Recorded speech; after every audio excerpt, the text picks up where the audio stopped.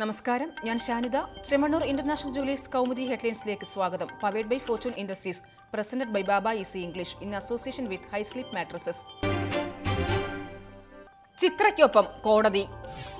ചിത്രയ്ക്ക് തുണയായി ഹൈക്കോടതി. ലോക അത്ലറ്റിക് ചാമ്പ്യൻഷിപ്പിൽ 1500 മീറ്ററിൽ PU ചിത്രയെ പങ്കെടുപ്പിക്കുവാൻ നിർദ്ദേശം. മത്സരത്തിലേക്കുള്ള തിരഞ്ഞെടുപ്പ് സുതാര്യമായിരുന്നില്ല. ചിത്രയെ ഒഴിവാക്കി ഇന്ത്യൻ ടീമിൽ ഉൾപ്പെടുത്തിയത് അനർഹരെയെന്നും കോടതി. ഇടക്കാല വിധി അത്ലറ്റിക് ഫെഡറേഷൻ നിലപാടിനെതിരെ ചിത്ര നൽകിയ ഹർജിയിൽ. അത്ലറ്റിക് ഫെഡറേഷൻ സ്വതന്ത്ര സമിതിയെന്നും വിഷയത്തിൽ ഇടപെടാൻ ആകില്ലെന്നും കേന്ദ്ര സർക്കാർ കോടതിയെ അറിയിച്ചത് ഇന്ന്. കേന്ദ്രവും കൈയൊഴിഞ്ഞെടുത്ത് കേരളത്തിന് താരത്തെ കാത്തത് കോടതി വിധി മാത്രം. മുഴുവൻ മലയാളികളും തനിക്കൊപ്പം നിന്നുവെന്ന് ചിത്രയുടെ പ്രതികരണം. ചിത്രയ്ക്ക് കോടതിയിലൂടെ ലഭിച്ചത് നിഷേധിക്കപ്പെട്ട നീതിയെന്ന് പ്രതികരിച്ച് മുഖ്യമന്ത്രി. ലണ്ടനിൽ ചിത്ര മികച്ച പ്രകടനം കാഴ്ചവെക്കുമെന്നും മുഖ്യമന്ത്രി. കോടതി ഉത്തരവ് നടപ്പാക്കേണ്ടത് ഫെഡറേഷന്റെ ഉത്തരവാദിത്തമെന്ന് കായിക മന്ത്രി വിജയ് ഗോയൽ. പഴുതടച്ച് പോലീസ്. നടിയെ ആക്രമിച്ച കേസിൽ ദിലീപിന് വീണ്ടും തിരിച്ചടി. ഒളിവിൽ കഴിയുന്ന മാനേജർ അപ്പുണ്ണിയുടെ മുൻകൂർ ജാമ്യം തള്ളി ഹൈക്കോടതി. ഗൂഢാലോചനയിൽ അപ്പുണ്ണിക്ക് പങ്കുണ്ടോ എന്ന് തെളിയിക്കാൻ ചോദ്യം ചെയ്യൽ അനിവാര്യമാണെന്ന് പ്രോസിക്യൂഷൻ. അന്വേഷണ ഉദ്യോഗസ്ഥന് മുന്നിൽ ഹാജരായാൽ അപ്പുണ്ണിയെ ഉപദ്രവിക്കരുതെന്ന് പോലീസിന് കോടതി നിർദ്ദേശം. അതേസമയം ദിലീപിന്റെ പറവൂർ കരുമാലിയിലെ കയ്യേറ്റ ഭൂമിയിൽ റവന്യൂ ഭൂരേഖ വിഭാഗത്തിന്റെ പരിശോധന തുടരുന്നു.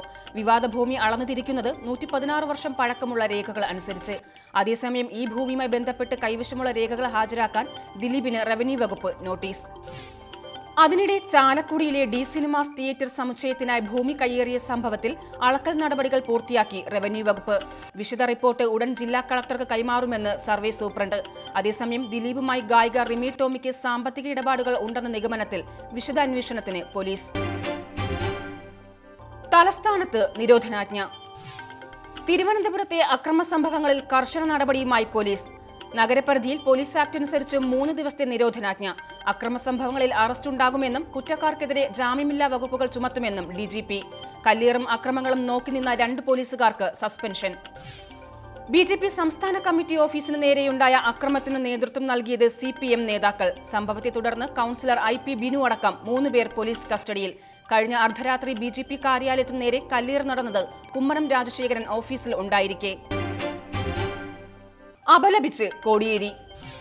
തിരുവനന്തപുരത്തെ BJP ഓഫീസിന് നേരെയുണ്ടായ CPM ആക്രമണത്തെ അപലപിച്ച് കോടിയേരി. പ്രകോപനം ഉണ്ടായാലും പാർട്ടി ഓഫീസുകൾ ആക്രമിക്കുവാൻ പാടില്ല.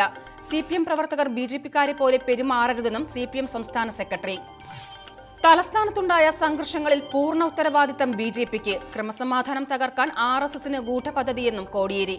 അക്രമത്തിന് നേതൃത്വം നൽകിയ Kunnukuzhi ward councillor IP Binu അടക്കമുള്ളവരെ സസ്പെൻഡ് ചെയ്തും CPM നടപടി. നവാസ് ഷെരീഫ് രാജിവെച്ചു. പനാമ കേസിൽ കുറ്റക്കാരനെന്ന പാക് സുപ്രീം കോടതി വിധിക്ക് പിന്നാലെ പ്രധാനമന്ത്രി പദം രാജിവെച്ച് നവാസ് ഷെരീഫ്. പദവിയിൽ തുടരാൻ ഷെരീഫ് അയോഗ്യനെന്ന് വിധിച്ച കോടതി അദ്ദേഹം ഉടൻ സ്ഥാനമൊഴിയണമെന്നും ഉത്തരവിട്ടിരുന്നു. 5 അംഗ ബെഞ്ചിന്റെ വിധി ഏകകണ്ഠം. പനാമ രേഖകൾ പുറത്തുവിട്ട അനധികൃത സ്വത്ത് വിവരങ്ങളിൽ ഷെരീഫിനും മക്കൾക്കും ബ്രിട്ടനിൽ കോടികളുടെ സമ്പാദ്യമുള്ളതായി വെളിപ്പെടുത്തൽ. അഴിമതി നടത്തിയത് 1990-ലും 97-ലും പ്രധാനമന്ത്രിയായിരുന്ന കാലയളവുകളിൽ. നേരത്തെ 2 തവണയും കാലാവധി തികയ്ക്കാൻ ആകാതിരുന്ന ഷെരീഫിന് 3ാം വട്ടവും നഷ്ടയോഗം. കൗമുദി ഹെഡ്ലൈൻസ് സമാപിക്കുന്നു. Powered by Fortune industries, presented by Baba easy English in association with high sleep Mattresses. അടുത്ത ഹെഡ്ലൈൻസ് 1 മണിക്കൂറിന് ശേഷം. നമസ്കാരം.